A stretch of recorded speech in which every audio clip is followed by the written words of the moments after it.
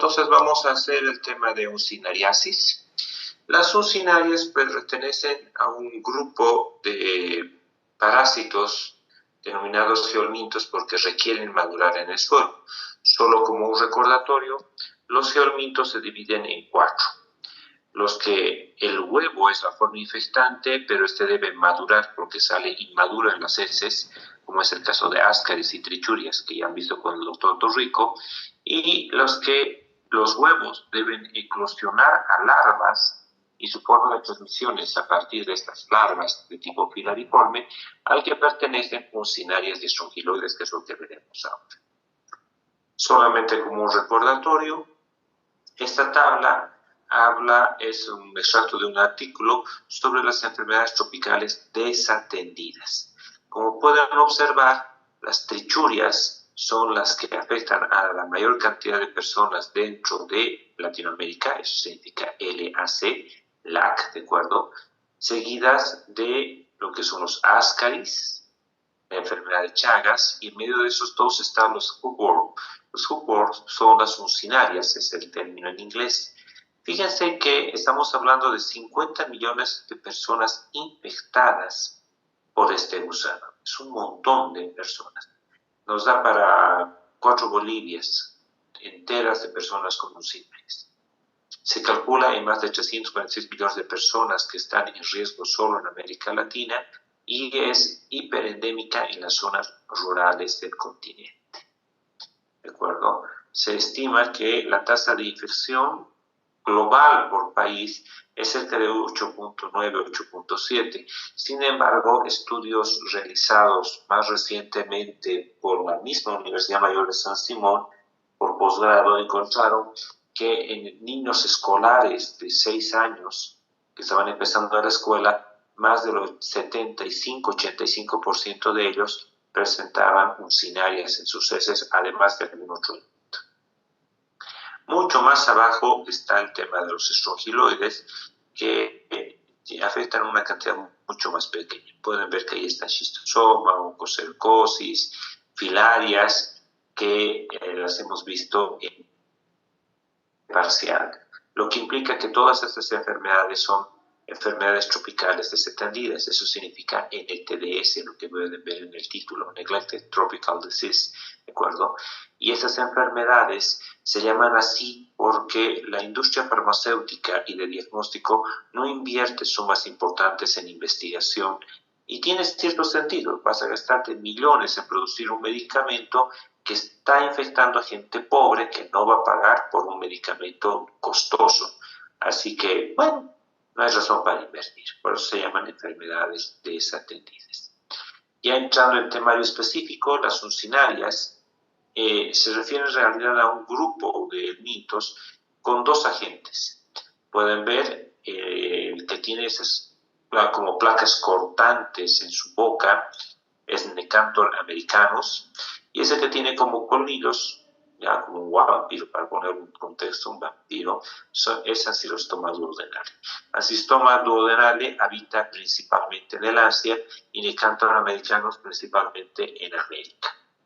De ahí su nombre de Necantor americanus.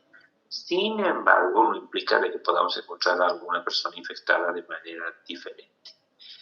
De esos dos, el que genera mayor cantidad de daños con menor número de parásitos es Ancylostoma. Pero eso no significa que el caso nuestro, que es Necantor, que tiene esas 2 placas cortantes, pregunta clásica del examen, ¿cómo diferencia en el adulto Necantor de Ancylostoma? Necantor, hojas cortantes, Ancylostoma, dientes. Morfológicamente, en el caso del adulto, de acuerdo, para hacer las diferencias entre estas 2 especies, Necantor, la hembra mide más o menos 10 milímetros y similar a lo que pasa con la Ancylostoma. Las placas cortantes son centrales, como les decía, para diferenciar, en cambio en Ancylostoma son ese par de dientes. La forma de S es clásica en el adulto, es decir, tiene más curvas, y la forma de C es más común en Ancylostoma cuando están vivos. En cuanto a la bursa copulatriz, en el macho tiene unas prolongaciones cortas, es decir, recuerden que la bursa copulatriz es un órgano por el cual el macho fija a la hembra y es como una especie de manitos, como deditos. Y cuando son cortos hablamos de necantor y cuando son largos es ancilostor. En el caso del huevo, el huevo es indistinguible entre estas dos especies. Por eso es que cuando vemos el huevo decimos simplemente uncinaria y no sabemos cuál. El huevo tiene unas características especiales. Es un huevo bastante grande, de 40 a 60 micras. Recuerden que el glóbulo rojo mide más o menos 8 a 10 micras. Estamos hablando que equivale como a 4 a 6 glóbulos rojos juntos. Es bastante grande. Y en su interior es transparente, totalmente transparente. Y se pueden ver esos mamelones, esas como naranjas, si quieren, puestas. Son los blastómeros. Si ustedes recuerdan sus clases de embriología, una vez que el óvulo empieza a dividirse, llega a una etapa que es la mórula. Esto equivale más o menos a esa etapa, a la etapa de mórula. Esto va a seguir reproduciéndose en el suelo, la tierra, donde va a madurar, y dentro va a aparecer una larva que sale del huevo. Los estadios larvarios se llaman de dos tipos. Los inmaduros, que todavía tienen capacidad de ingerir alimento y son una forma intermedia, son las larvas radiatiformes. Miden 250 micras, es decir, agarran una cuarta parte de 1 milímetro y esto es lo que mide estas larvas. Así que están en el límite de la defensa humana y no son visibles a simple vista. Y en estos se puede distinguir que tiene boca, tiene un órgano bucal, se alimentan, eso es muy importante. Tiene un esófago y un remolque genital, que es lo que va a dar origen al útero, en el caso de las hembras, y a la caso de los machos. Y en cuanto a la larva filariforme, esto es mucho más pequeño, es decir, medio milímetro. Esto sí ya está en el rango de la visión humana, pero como estos están en el suelo, no vamos a poder generar distintivos. Y las larvas filariformes son un estadio intermedio en el cual no podemos distinguir un órgano bucal. Este estadio está condenado o a infectar o a morir, porque no puede alimentarse. Así que estos están vivos por un lapso de tiempo que es solamente un par de semanas. Una vez que se acabe el combustible, es decir, su alimento, simplemente mueren. Así que estos están muy activos para poder infectar a un bueno.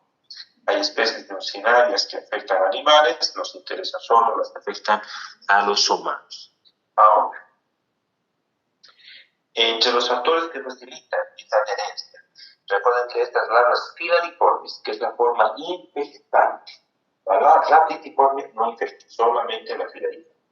Esta larva filariforme va a penetrar la piel cuando una persona entra en contacto con la piel, su piel con el suelo donde están estas larvas. Para facilitar ese contacto, estas larvas han desarrollado algunas propiedades. Primero, estas larvas huyen del suelo, es decir, tienen geotropismo negativo, se alejan del suelo, van hacia la superficie. La segunda es que tienen tismotropismo. ¿Qué significa ese tema del tismotropismo? Tienen la tendencia a que su extremo, que tiene la capacidad de penetrar la piel, esté parado como una aguja, ¿de acuerdo? Y va a mantenerse sobre las hojas, restos vegetales y otros, y ahí se va a quedar esperando con la parte infectante, como una agujita, ¿de acuerdo? Para penetrar la piel, esperando su momento adecuado para hacer. Y finalmente tienen termotropismo positivo. ¿Qué significa esto? Significa que estos condenados, cuando sienten una diferencia de temperatura, como por ejemplo la piel humana que está a 37 grados, estos rápidamente van a unirse a esa piel y van a penetrar en cuestión de segundos. Esto no es algo que va a estar en su piel buscando cómo meterse. Una vez que entra en contacto con la piel, lo hace de manera muy rápida, en cuestión de segundos, como les decía, y ingresa rápidamente por la piel y produce el primer proceso de penetración en la piel, y este proceso de penetración,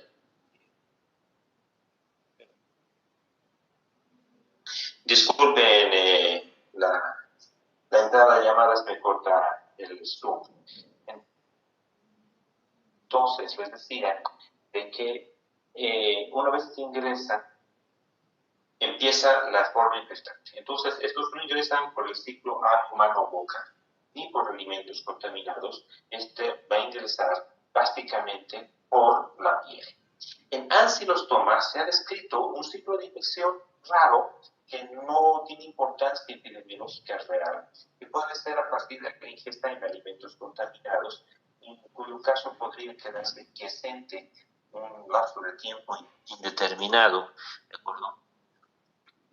Aquí que tenemos el cambio americano, penetra por la piel, esa es la puerta de ingreso, y una vez que ingresa va a generar el proceso llamado síndrome de larva migrans o larva migrante, al cual debemos añadir a toxácara, pero en este caso vamos a quedarnos solamente con larva migrans.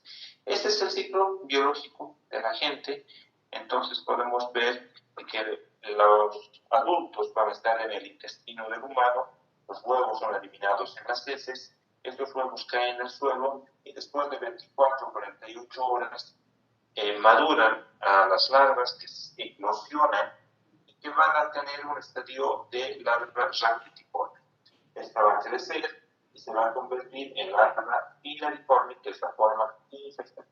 Esta penetra por la piel y una vez que penetra por la piel genera el síndrome de larva migrante. Se caracteriza que necesitan encontrar un vaso para circular. Así que en ese proceso de buscar un vaso sanguíneo, a nivel de la dermis, empiezan a generar un canal. Y ese canal va a generar escozor, prurito, ¿no? Y si la persona por rascarlo tiene las uñas sucias o la piel estaba sucia, puede generar un punto de infección entrante, de acuerdo a una pequeña pústula entrante, y generar heridas por el escozor rascando. ¿Cómo voy a distinguir que esto no es una picadura o otra cosa? Porque voy a poder ver un caminito, como si una serpiente, en este caso una larva, está serpenteando bajo de la piel, buscando un lugar por donde llegar a un vaso. Y una vez que ingresa al vaso sanguíneo, las lesiones en la piel desaparecen rápidamente. Este es lo que sucede.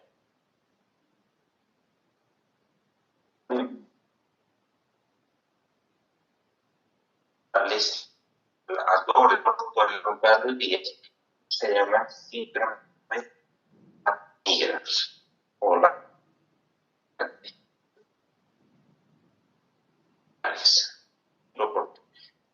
una vez que están o una neumonía intersticial eosinofílica, que es otro nombre, ¿de acuerdo?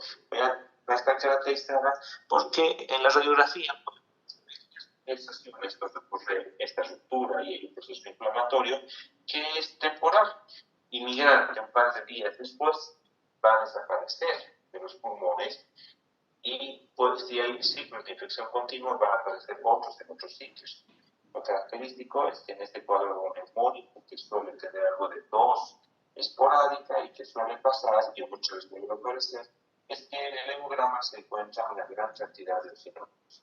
La presencia de eosinófilos por arriba del 5% debe obligarnos a buscar helmintos, gusanos. Recuerden que los eosinófilos es la forma en que nosotros nos defendemos y nos liberamos de los helmintos, de los gusanos en general. ¿De acuerdo?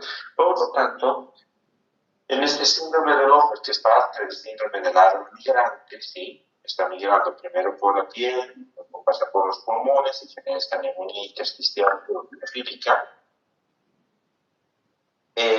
La larva madura hasta aumentar de tamaño y cuando aumenta de tamaño finalmente activamente sube por los bronquios, y los bronquios a la tráquea hasta llegar a la orofaringe y de ahí pasa al esófago y llega al tracto intestinal donde tenemos macho y hembra y continúa un ciclo que ya hemos mencionado. ¿De acuerdo? ¿Dudas? ¿Preguntas hasta aquí?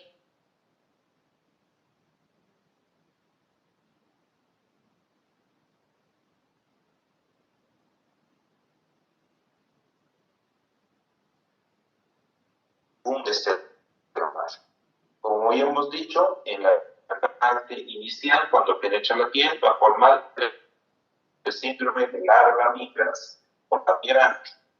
Característica, en este eritema prurito puede haber un sabañón o esa vesícula infectada en su puerto de entrada, y por el escozor que produce y el rascado puede haber infecciones longeradas y hasta una cicatriz, porque eso pasa mucho. Se han visto las películas como La Momia, Aliens y otras películas que tienen algo dentro de su cuerpo que está literalmente sienten que se mueve dentro de su piel.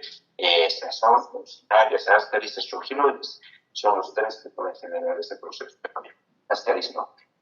Funcionarias, astrogiloides. ¿De acuerdo? ¿Sí? Entonces, en este proceso podemos tener alguna variante que es, como les decía, con la cirostoma duodenale, que cuando se ingiere puede tener invasión en otros tejidos en forma anómala. Entonces piensen que se ingiere, primero va a llegar al hígado, y del hígado va a llegar a cualquier otra parte, llegando al pulmón. Pero eso es un poco menos frecuente en nuestro medio oncológico. El síndrome pulmonar, ya lo conocen, esa neumonía intersticial eosinofílica, o síndrome de Lofer, que es por el paso de maduración de estas larvas a la parte del pulmón, donde van a madurar hasta llegar casi a su estado adulto y de ahí pasar al tracto digestivo. Cuando llegan al tracto digestivo, el daño que podemos observar depende de la cantidad de parásitos. Si tenemos una persona que tiene menos de 50 parásitos en su intestino, es poco probable que te encontremos síntomas, así que principalmente puede ser asintomático. Pero si hay más de 100 parásitos, la persona puede encontrar esas pequeñas heridas que generan esos dientes, esas marcas y estos gusanos se prenden en el vaso capilar como un vampiro succiona la sangre. Entonces pueden dejar pequeños sangrados que podemos encontrarlos como sangropulteneses o de esto de sangre.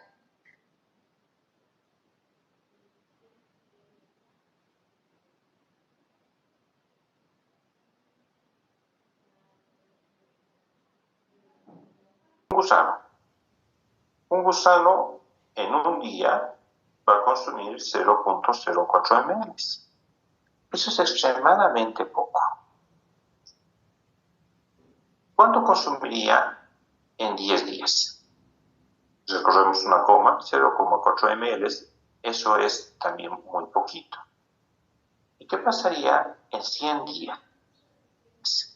En 100 días podríamos alcanzar a 4 ml en 100 días. Es una cantidad pequeña que no tendría ningún efecto clínico en la persona.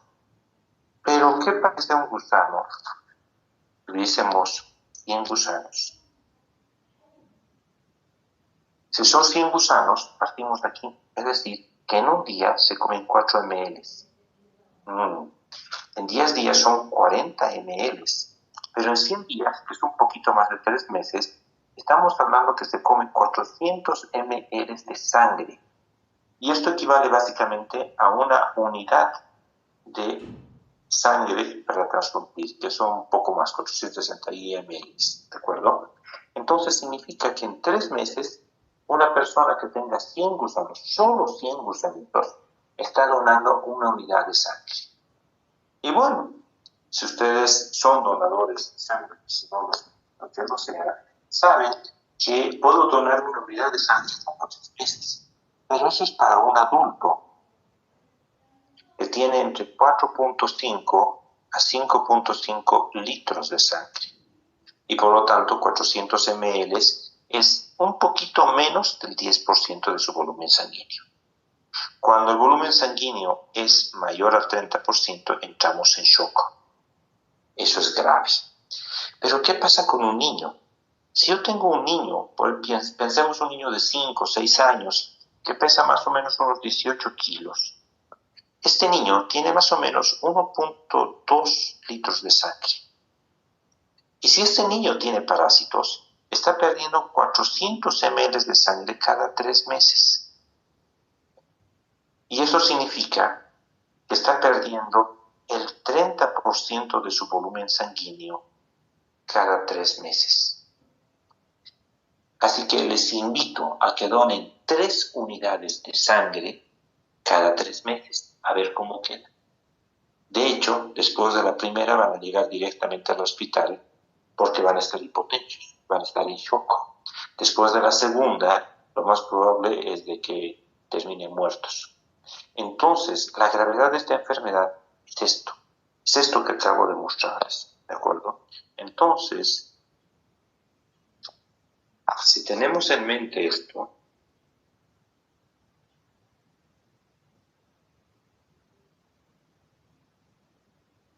un segundito. Vamos.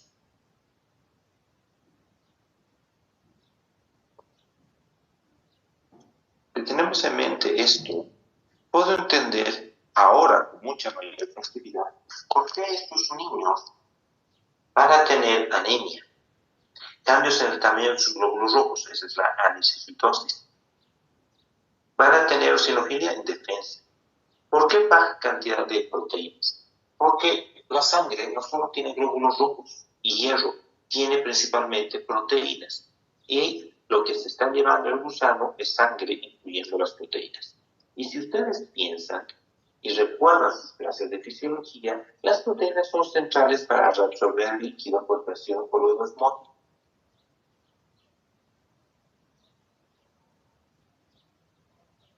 ¿Ya? Entonces, esto significa que estos niños van a tener edemas por falta de proteínas. Las proteínas son centrales para el crecimiento, porque básicamente el músculo es proteína. El hueso es una matriz de colágeno, que es proteína, con minerales que la hacen dura. El cerebro, proteína y grasa. Riñones, pulmones, corazón, todos los demás órganos son básicamente proteínas. Por lo tanto, un niño sin proteínas no va a crecer, ¿de acuerdo? Así que lo que tengo es un retraso postestructural, pérdida de peso, y aquí viene lo grave, déficit cognitivo en niños pequeños. Si bien a un niño, después de sus 6-7 años, aprende a defenderse de las succinarias y las saca la ñoña, por decirlo así, y quedan unas cuantas que ya no son un problema, como hemos visto, tener 10 succinarias no es un problema, entonces la persona vuelve a crecer. Pero lo que no crece más allá de los 5 años es el cerebro. Así que un niño patapila, como están en el campo, correteando, donde no tiene el alcantarillado y demás, y se infecta con lucinarios continuamente antes de entrar en colisión, está condenado a tener un subdesarrollo cerebral. Así que no rendirá el examen de ingreso a la Facultad de Medicina. ¿Capish? Su futuro está condenado por esas succinarias. Ok, entonces, este déficit de desarrollo es anemia, hipovolemia, y todo ocurre ¿por qué? Porque hay infección y reinfección y es una pérdida continua de sangre, ¿de acuerdo? Ese es lo central que quiero que puedan ver en esto. El diagnóstico se puede hacer con un copro simple o un seriado cuando la cantidad de gusanos es baja. Puede utilizarse métodos de concentración como el Formoenter, Flotac y otros, o técnicas cuantitativas. ¿Por qué debo pedir técnicas cuantitativas? Las técnicas cuantitativas como el CATOCAD, yo puedo contar en 1 gramo de heces cuántos huevos hay, y si eso lo divido entre 80 me dice el número de gusanos. ¿Por qué es importante saber el número de gusanos? Porque el daño depende del número de gusanos. ¿Puedo hacer un coprocultivo de Radamoris? Sí, pero no se utiliza en la rutina clínica porque no es necesario, es complicado, no complicado en su procedimiento, sino lo complicado es almacenar placas de popó en gran cantidad de laboratorios, eso apesta que da miedo, así que solo se utiliza para investigación. Pero es muy importante tener una estimación de los parásitos. También es importante hacer laboratorios para ver la anemia, la pérdida de proteínas con medición de albúmina, medición de hierro y otros elementos. Pero algo que no solemos hacer y que les reto que ustedes con su profesional lo hagan, siempre hagan una evaluación del desarrollo cognitivo, porque con estimulación podrían recuperar algo. Cuando hay menos leves, estamos hablando de menos de 2.000 huevos por gramo en las heces, dividen entre 80 y van a ser cuantos parásitos, es lo que llamamos leve. De 2.000 a 4.000 huevos pongamos en las heces, vamos moderados, y más de 4.000 estamos hablando de intensa o grave. El tratamiento etiológico se puede utilizar principalmente albendazol, funciona muy bien, el famoso de Perantel funciona no tan bien, y el albendazol no tan bien. Sin embargo, si yo hago tratamientos masivos, lo más barato es el albendazol, cuesta menos de 10 centavos. Y aunque no elimina todos los gusanos, baja la intensidad de la cantidad de gusanos, que es suficiente para que ese niño aprenda a defenderse y tenga un desarrollo. Entonces, el tratamiento debe incluir el manejo de la anemia con suplemento de hierro y vitaminas, mejorar la dieta para corregir la hipoproteinemia y la desnutrición, y apoyo psicopedagógico para corregir el retardo cognitivo.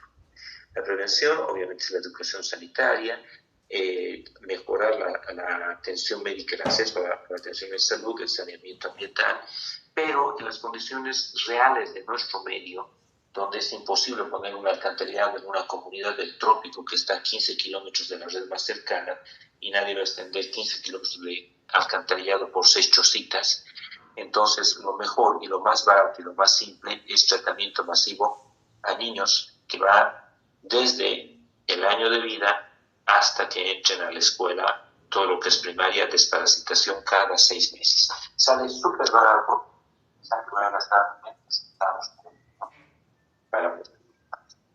¿De acuerdo? Ahora permítanme hacer una breve pausa mientras cargo la otra presentación. Entonces vamos con el segundo tema pendiente que teníamos, que es el de estrongiloides, y este también incluye parte de los síndromes larvarios, que en este caso se refiere a larva migrans. Veamos. En el caso de estrongiloides, esta pantalla es grande, gigante. Estrongiloides tiene particularidades muy especiales que lo diferencian grandemente del resto de los helmintos. ¿De acuerdo? Lo primero es que hay más de 50 especies descritas, pero las que tienen capacidad de infectar al humano son dos. Estrongiloides stercoralis, la principal, y Strongyloides fulberoni, que es de África y Nueva Guinea. Hay una enorme discusión científica respecto si a Strongyloides stercoralis es solo de los humanos o también de los animales, y es algo que todavía no está decidido. Y la razón de esto es porque este es una lombriz que de hecho es de vida libre, pero que puede convertirse en parásito obligatorio, ¿sí? Es una especie de eslabón entre la lombriz de tierra y los gusanos que se han adaptado a vivir como parásitos. Su distribución, como casi todas las parasitosis, están dentro de lo que están las regiones tropicales, que son el trópico de Cáncer y el de Capricornio, y todo lo que está en esto. Y como pueden ver, todo África, gran parte de Asia y toda la parte de Sudamérica, exceptuando la parte sur de Chile y Argentina, son territorios hiperendémicos para esta enfermedad.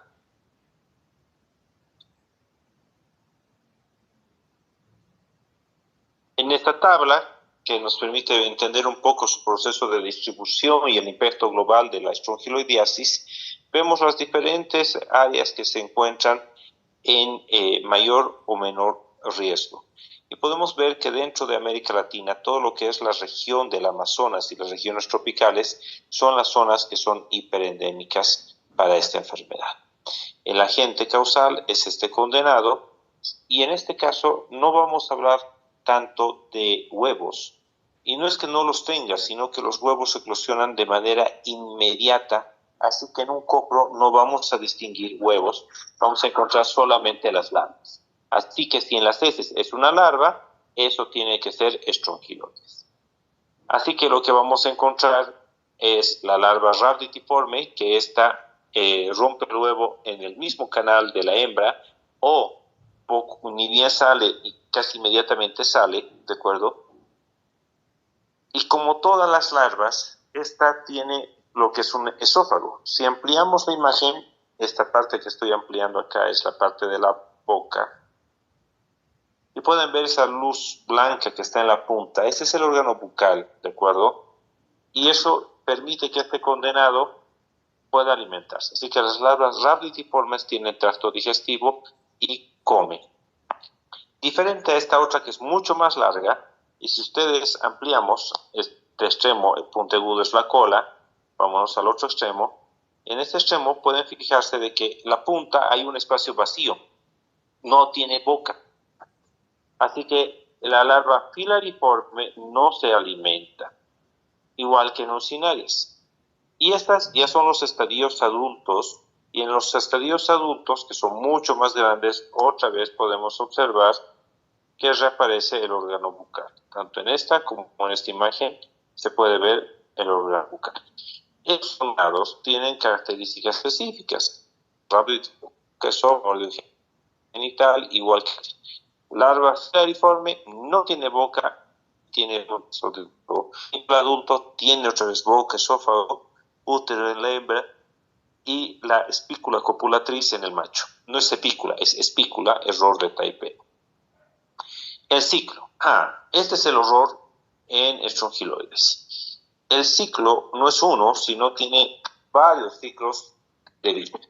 Vamos a ir del más común al menos común. Una vez que ingresa y penetra la piel, la larva filariforme, que es la forma infectante, igual que en Uncinarias, penetra la piel. Esta va a tener un corto recorrido buscando un vaso linfático o capilar y hace un recorrido mucho más pequeñito que hace que en cuestión de minutos, máximo una par de horas, vamos a tener esa misma síndrome que hemos visto con Uncinarias, pero esta vez es de muy corta duración. Razón por la que se llama larva currens. Ocurre y entra y pasó. ¿Sí? Este proceso es parte de los síndromes de larvas migrantes y se conoce como síndrome de larva currens. ¿Quién es el agente etiológico? Strongyloides. Luego hace exactamente lo mismo que Uncinaria, llega a los pulmones donde hace un síndrome de Lofer o una neumonía eosinofílica y después es deglutido aumentando de tamaño hasta llegar al intestino. Hasta aquí igual que la Uncinaria. ¿En qué se diferencia? La primera gran diferencia es que en el intestino solamente vamos a encontrar, ¿de acuerdo?, hembras. No hay machos, solamente hay hembra en el intestino. Y estas condenadas no necesitan de pareja para reproducirse, se divierten solas, ¿de acuerdo? ¿Sí? Y se reproducen por un fenómeno llamado partenogénesis. En este proceso de la partenogénesis, lo que va a ocurrir es de que básicamente no es exactamente una línea clonal a partir de un gusano, pero en vez de partir de células haploides, parte a partir de células diploides. Y generan huevos. Estos huevos, que solamente dan las hembras, y solo hay hembras en el intestino, eclosionan inmediatamente en el canal del parto de la hembra. Es como si dieran a luz, no huevos, sino directamente se rompe y libera a una larva rhabditiforme.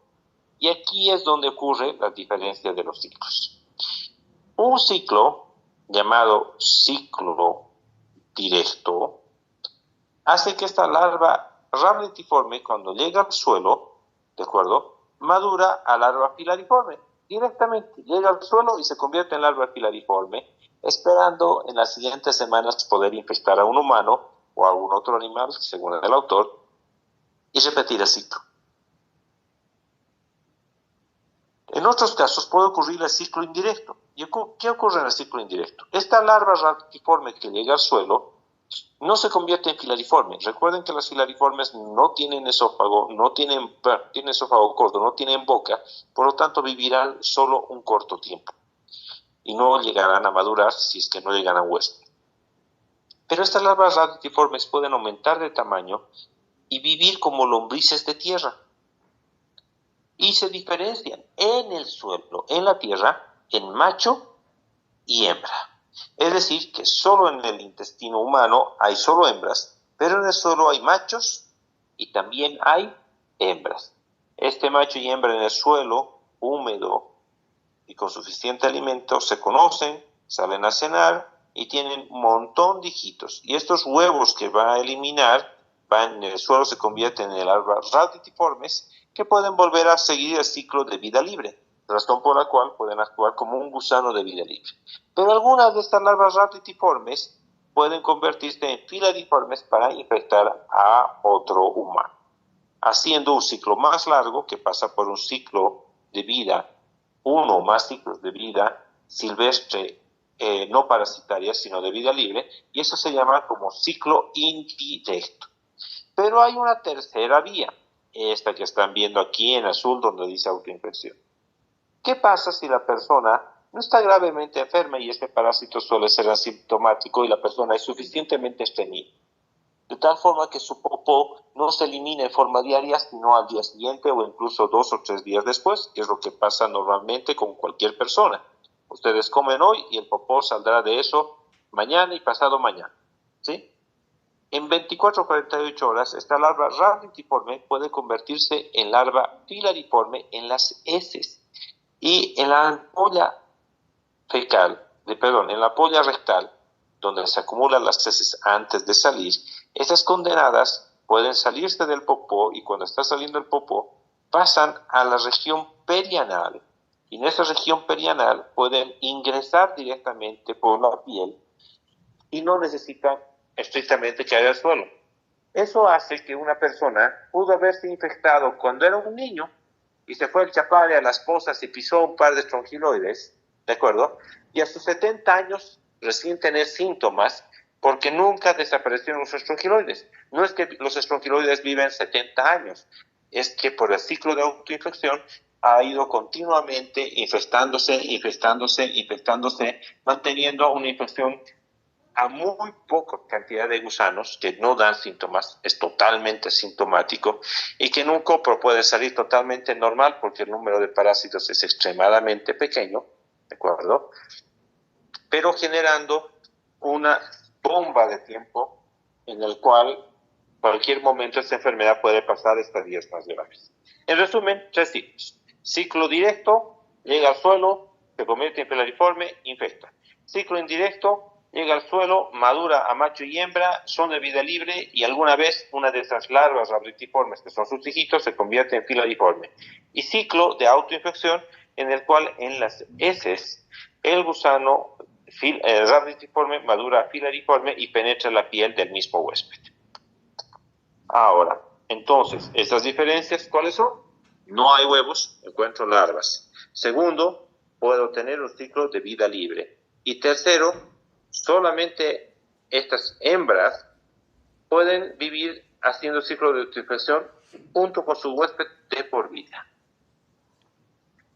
Este ciclo de autoinfección es un elemento crucial de entender porque va a llevar a una cronicidad de la enfermedad.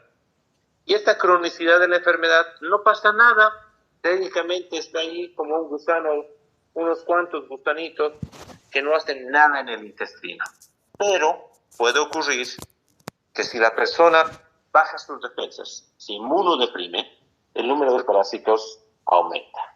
Por lo tanto, tengo dos formas de ver la forma crónica. En inmunocompetentes, en los cuales hay pocos parásitos, es totalmente asintomática y el diagnóstico directo en un copro, técnicas de concentración o técnicas especiales como Bellman, suele ser negativo, falsamente negativo. Pero si la persona se inmunodeprime, el número de parásitos aumenta. Cuando aumenta el número de parásitos, aumentan los ciclos de autoinfección, generando un incremento en el número de parásitos en forma exponencial. Y esta nueva cantidad de nuevos parásitos pueden generar, además de una hiperinfección, pueden generar un proceso de diseminación de este parásito por cualquier parte del cuerpo. Y como estos condenados están en el popó y ingresan por la piel perianal arrastrando popó, pueden generar infecciones, sepsis, neumonías por Escherichia coli, meningitis, porque dejan de ser su ciclo normal y se pueden diseminar por cualquier parte del cuerpo, generando focos múltiples de infección en el cuerpo, que no importa cuánto antibiótico le des, sigue ocurriendo porque siguen entrando gusanos que siguen arrastrando popó dentro de un torrente sanguíneo en una persona inmunodeprimida que no puede defenderse de estas infecciones. Cuando esto ocurre, la mortalidad es extremadamente elevada, llegando incluso a un 85%. ¿Y por qué tan elevada? Porque imagínense a un paciente con trasplante renal o a un paciente que está en un tratamiento por leucemia, que está gravemente inmunodeprimido, o HTLV1, que es parecido al VIH-Sida, pero que genera grados de inmunodeficiencia más rápidos a corto plazo. Y esta persona está así gravemente inmunodeprimida. Mientras tenga el gusano generando infecciones, todo el mundo se centra en la infección, no en lo que origina ese ciclo de infecciones. Así que, mientras no detecte al estrongiloides y no piense en hacerle un copro, y les pregunto, ¿cuáles de ustedes pensarían en hacer un copro parasitológico en heces en un paciente que tiene meningitis para hacer el diagnóstico? ¿Se dan cuenta que no cuadra exactamente? Así que esto es muy importante, ¿de acuerdo? Así que esta enfermedad vamos a tener síndromes clínicos que son 4. La fase aguda, que va a generar en la piel, ¿qué? Larva currens, ya hemos hablado de esto. En pulmones, síndrome de Lofer. Y cuando es muy intensa la infección, podría verse diarrea, pero casi siempre es asintomático. Una fase crónica que va a ser asintomática o con alguna clínica intermitente, como síndrome de Lofer de vez en cuando, pero que es un... y luego la persona dice, ay, ¿qué será? ¿No? Cada cierto tiempo estoy como que me quiero enfermar y nunca me termino de enfermar. Podríamos estar viendo síndromes de Lofer ocultos, ¿de acuerdo? Y la otra, en personas asintomáticas donde tengo una hiperinfección, aquí sí puedo ver incluso diarrea, ¿de acuerdo? Y daños a nivel intestinal con consumo de alimentos, etcétera, etcétera. Y con esta distamina puede generar meningitis, sepsis y otros cuadros que son altamente mortales.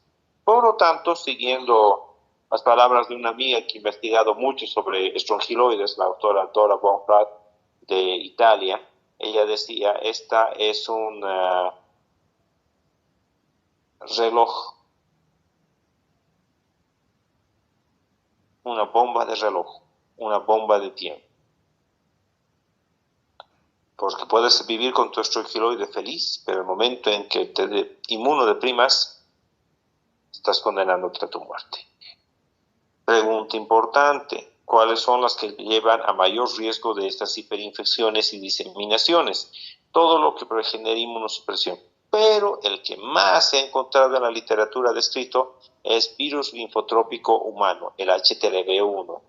El uso de corticoides por más de 20 días a dosis altas, ciclos con ciclosporina que se utiliza para el tratamiento de leucemias, mielomas, linfomas, trasplantes que van a inmunodeprimir al paciente, enfermedades congénitas que generan hipo o déficit de inmunoglobulinas, estados graves de malnutrición, no estamos hablando que han perdido 5 kilos, sino estamos hablando de desnutridos graves, y aunque menos frecuente, también se ha descrito en fase SIDA. La recomendación es que en todo paciente inmunosuprimido o que yo lo voy a inmunosuprimir por cáncer, por que le voy a hacer un tratamiento de trasplante, etcétera, etcétera, debo descartar la infección por estrongiloides y si tengo duda o sospecha o viene o ha estado en una situación hiperendémica, aún con el diagnóstico negativo, que hemos dicho que no siempre es fácil diagnosticar, mejor darle el tratamiento.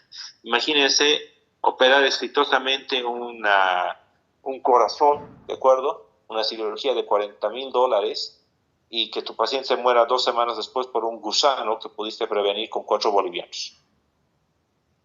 No tiene sentido, esa es la lección. Entonces, ¿cómo se puede realizar el diagnóstico? Las técnicas directas como el copro, la técnica de Berman, los cultivos de Arada Mori o otras técnicas de concentración tienen cierto grado de utilidad, pero pueden no detectar infecciones crónicas de muy baja parasitemia.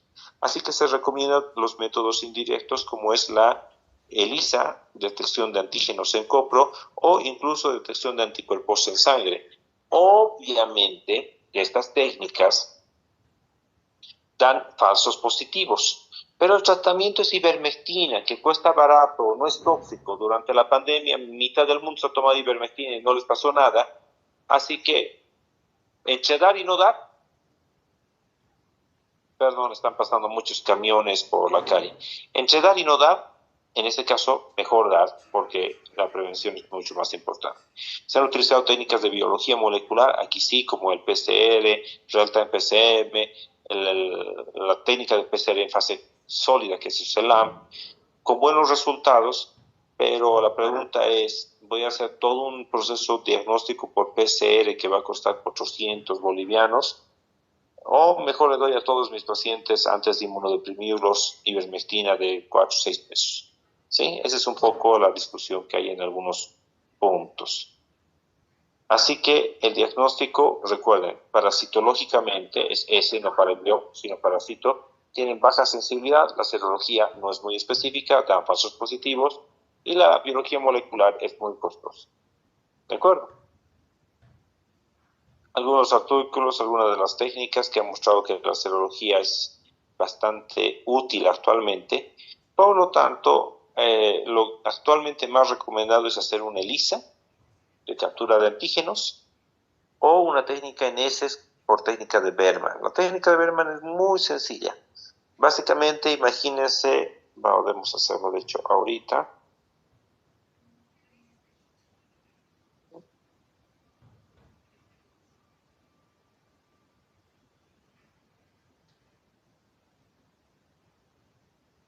Imagínense que tienen una copa de martini o un embudo, ¿sí? Ustedes colocan aquí una red y aquí ponen un poco de popó.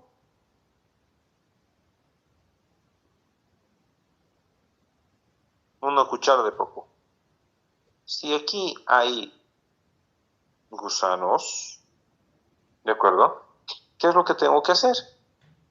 Lo que voy a hacer es darles agua caliente, así que lleno esto con agua caliente a 40 grados y esto genera humedad, que es lo que busca el parásito, humedad y calor.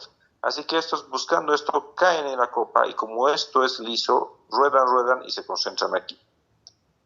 Lo único que tengo que hacer es dejar caer una gota en un portaobjetos y ahí encontraré a los gusanos. O si utilizo una copa cerrada, como una copa de martini, absorbo de este punto el líquido y lo pongo en un portaobjetos y bebo. Esa es la técnica de Berman.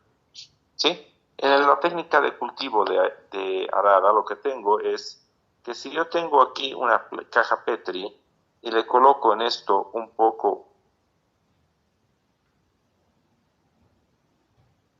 de popó en el centro, no voy a sembrar como para bacterias. Dejo una cuchara y lo dejo así. ¿Sí? Si aquí hay estrongiloides, ¿qué va a pasar? Esos van a salir del popó comiéndose, generando caminos.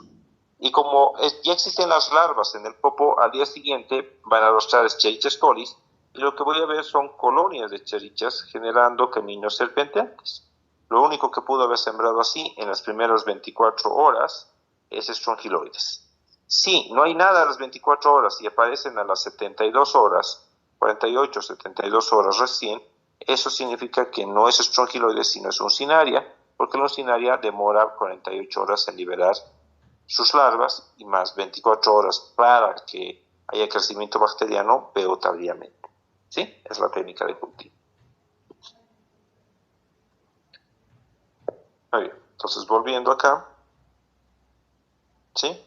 Puedo entonces utilizar estas técnicas, puedo hacer técnicas de concentración como sedimentación en tubo, donde lo pesado se va para abajo y absorbo lo que está abajo. Muy sencillo, es agarrar popó, poner un poco de solución salina, mezclar y esperar a que las larvas caigan en el fondo. Y tenemos la PCR que es muy buena, pero muy costosa. Entonces, en pacientes de alto riesgo, no debo confiarme en una sola prueba, debo aplicar muchas, y si tengo mucha posibilidad de que sea, mejor den tratamiento. El tratamiento de elección es ivermectina, 200 microgramos en un día y repetir la dosis 2 días después. Tiene una efectividad de más del 87%. También se puede utilizar tiabendazol o albendazol y el que no se debe utilizar es mebendazol, que no es útil. Fíjense que para uncinaria albendazol era la primera indicación, en este caso es la última indicación. Actualmente ya tenemos disponible ivermectina gracias al COVID. Antes era difícil conseguir, pero ahora en cualquier farmacia encuentran ivermectina, así que se utiliza ivermectina. ¿Dudas, preguntas hasta aquí?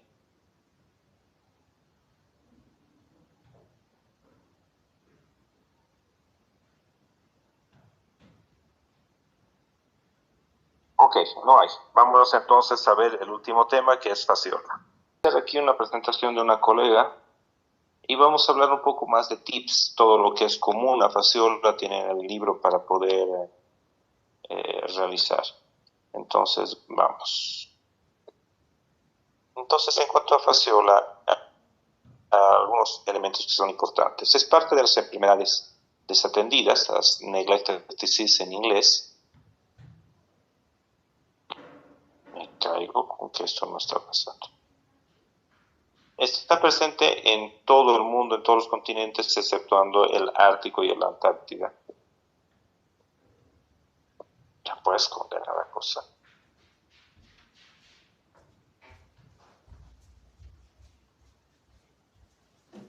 Bueno, se considera de que es una enfermedad de origen europeo y que afecta más o menos a 2.5 millones de personas en todo el mundo, que si ustedes piensan frente a Uncinarias que afecta a 50 millones solo en América Latina, o los 40 millones de Ascaris, es una nada. ¿De acuerdo? La fasciola tiene un ciclo que es un poco complejo y para eso debemos imaginar lo siguiente. Cuando una persona defeca en el suelo, hay varias vías que pueden utilizar los parásitos, pero vamos a por qué. Que pueden utilizar para llegar a su siguiente huésped. Puede ser a partir de alimentos, puede ser a partir de mano, boca, o pueden utilizar alguno intermedio como son, por ejemplo, los cerdos, en el caso de las teniasis. Pero ¿qué pasa si la persona defeca en el agua? Si defeca en el agua y si ustedes ven una de estas acequias hediondas mezcladas con popó y demás cosas, esa agua no la vamos a consumir y ya el olor nos dice que no debemos consumirla. Así que el popó se va al fondo del agua, los huevos son pesados, se van al fondo, este parásito está condenado a desaparecer. Entonces, ¿qué es lo que normalmente ocurre o cómo se maneja? Para esto lo que debemos pensar es que evolutivamente estos agentes han evolucionado para poder enfrentar esto. Así que la fasciola hepática, como su nombre indica, va a invadir los canículos hepáticos del árbol biliar y sus huevos van a salir en la bilis, llegan al intestino y llegan al popó. Si llegan al suelo, ahí acaba su ciclo. Pero si este popó llega al agua, y no debe ser un agua corriente, sino agua muy lenta en su curso, o lagos de baja profundidad, es en este medio en que este se evoluciona. El huevo va a liberar en el agua a una estructura de vida libre en el agua, ¿sí? Que se conoce con el nombre de miracidio. Este miracidio, que es este que tiene cilios por todos lados, se mueve en el agua libremente y literalmente cuando encuentra un caracol que es su huésped intermediario, se mete por la parte blanda del caracol y lo infecta. Dentro del caracol vamos a ver estos estadios intermedios, ¿recuerdo? Que va a formar un esporocisto y el esporocisto va a madurar una redia.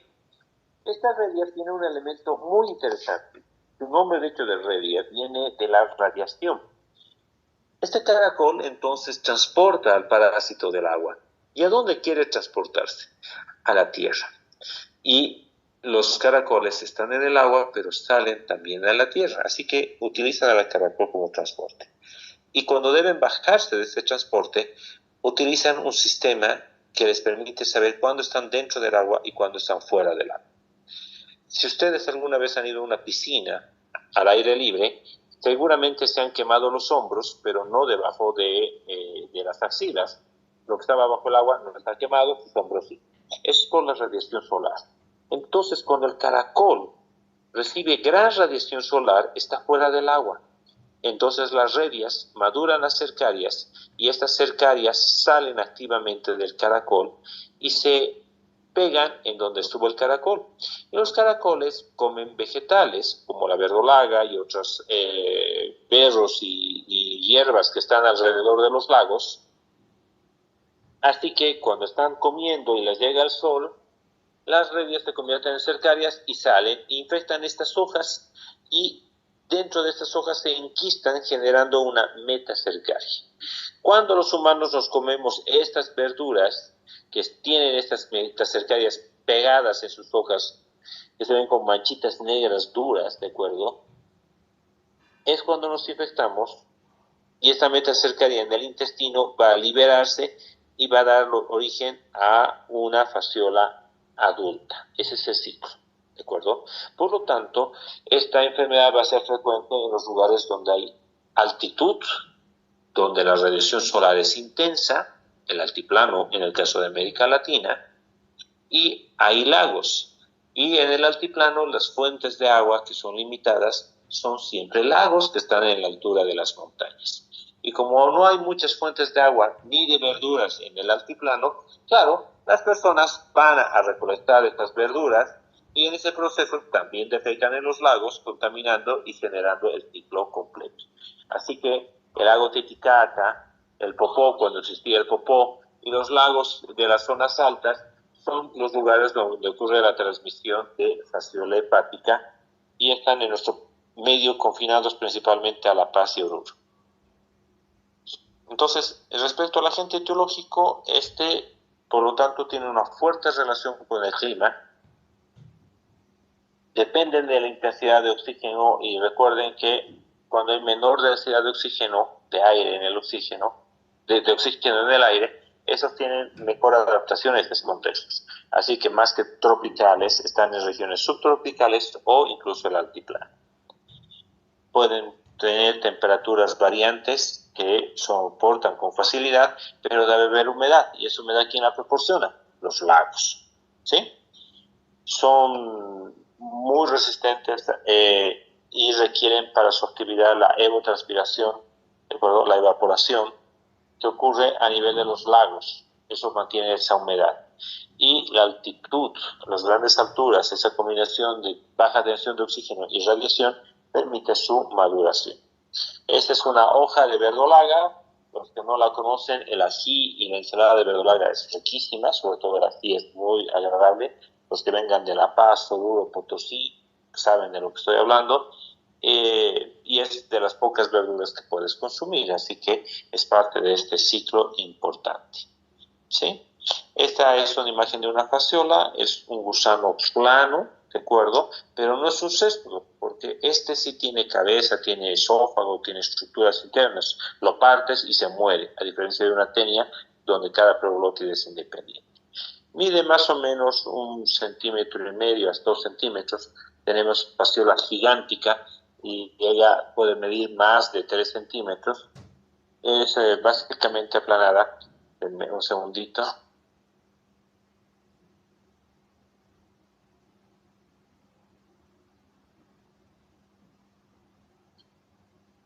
Entonces, estos tienen en su estructura, además del órgano bucal, un punto por donde liberan los huevos, una cloaca, así que tienen 2 orificios para todo esto, ¿de acuerdo? Perdón, esto no importa. En cuanto a la capacidad de infectar a diferentes agentes, vamos a clasificar la susceptibilidad de los huéspedes o su resistencia como alta, media o baja. Así, por ejemplo, las fasciolas, hay una resistencia bastante alta en caballos y cerdos. Estos rara vez se infectan.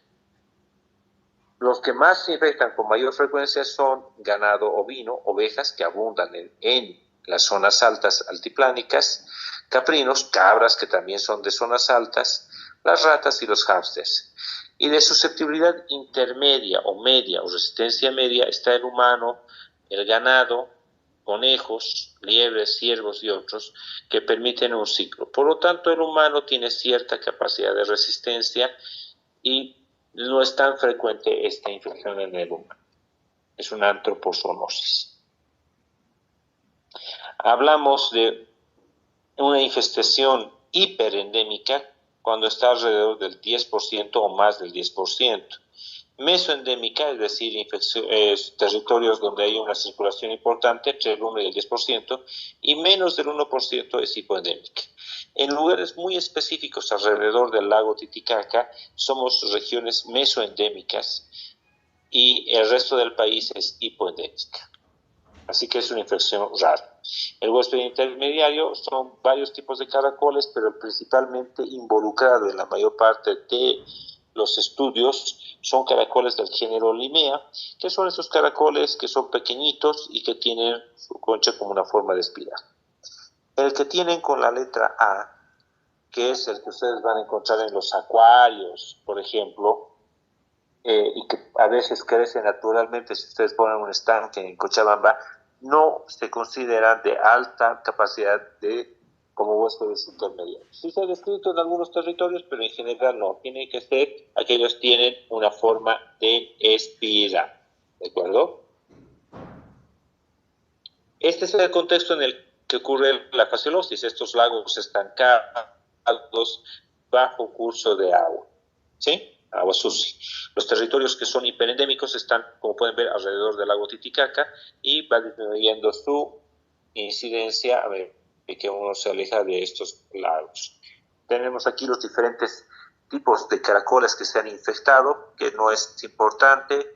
Perú es el otro territorio endémico en su zona del altiplano, igualmente alrededor del lago Titicaca, varios géneros, todos principalmente del género Limea como caracoles intermedios. Y luego tenemos la zona de Brasil, y aquí sí es llamativo que son brotes de menor escala con diferentes caracoles que se han hecho, la mayor parte de Limea, incluyendo algunas zonas de la Amazonía alta.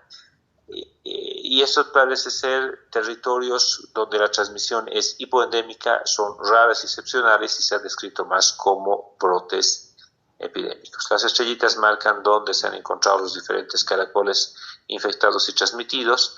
En el caso de Argentina se han encontrado en algunos lugares, territorios con tasas de transmisión bastante bajas, y en el caso de Chile sí se encuentran territorios donde hay lagos altos, mucho más altas, y todo el territorio chileno es un lugar donde hay transmisión activa de fasciolosis, pero a zonas hipoendémicas, de baja transmisión.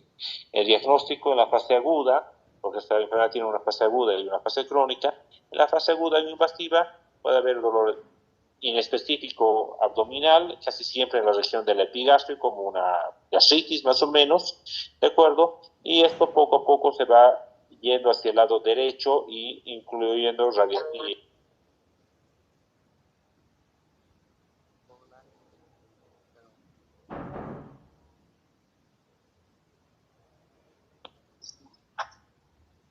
Mil disculpas, este tema del piso universitario está haciendo que me llamen cada rato, por eso también les pedí que una pausa hace un momento. Entonces decía, en la fase aguda, entonces tenemos este tema de estos dolores inespecíficos abdominales o en la región hepática con una irradiación hacia el hombro, es decir, la persona siente que le duele la espalda hacia el hombro derecho. Puede detectarse un hígado grande, se llama hepatomegalia, fiebres que van y vienen inespecíficas, y lo demás es más como cuadros totalmente más tipo alergias, náuseas, mialgias, urticarias, que van y vienen.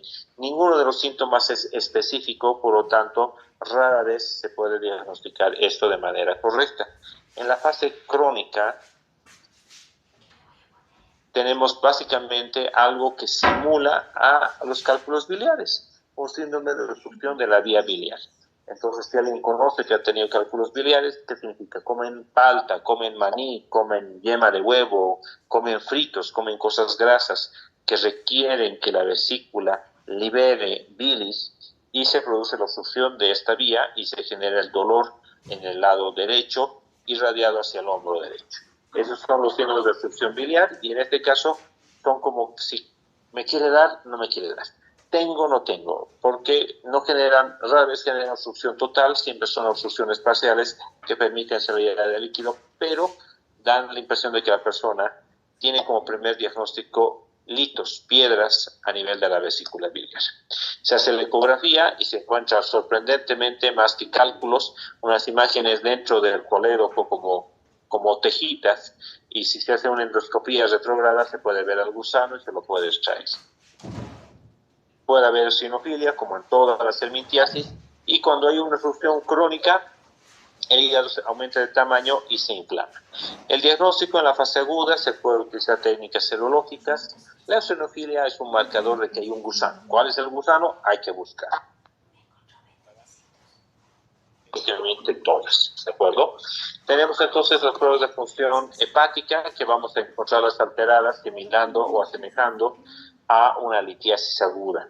En la fase crónica puede encontrar después de 3 a 4 meses de la infección, los gusanos maduran y empiezan a liberar huevos. Antes de ese periodo no hay huevos, por lo que el diagnóstico suele ser difícil.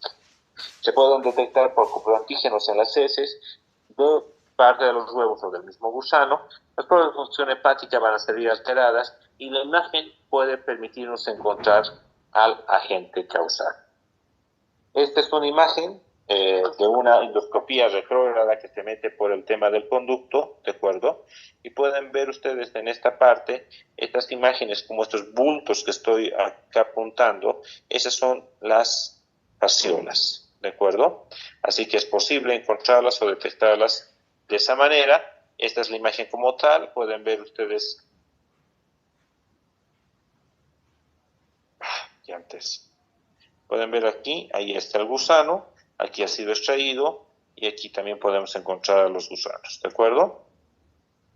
El tratamiento, la nitazoxanida es útil, igual que el praziquantel, pero el tratamiento casi siempre indicado es el tricabendazol.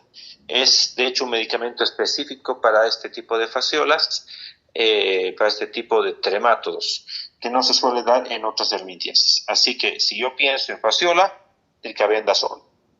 Pienso en estrongiloides, ivermectina. Pienso uncinaria, ascaris y demás, albendazol. ¿De acuerdo? Pienso en tenias, puede ser albendazol o puede ser palmoato de pirantel. Muy bien. Y en algunos casos, como hemos visto en las imágenes anteriores, cuando se hace una endoscopía y se los encuentra, se puede extraer y se puede sacar mecánicamente. Muy bien. Con eso entonces hemos terminado un poquito las partes centrales o tips de lo que es la parte de fasciola. ¿Pregunta, dudas? Ninguna. Pues entonces con esto hemos terminado el temario. Hemos visto larva currens, es strongyloides, larva migrans, es uncinaria, ya hemos visto uncinaria, hemos visto strongyloides, hemos visto fasciola y con eso hemos terminado el temario completo del segundo parcial. Así que les deseo suerte la siguiente semana en su examen, que les vaya muy bien, tengan buen resto de semana.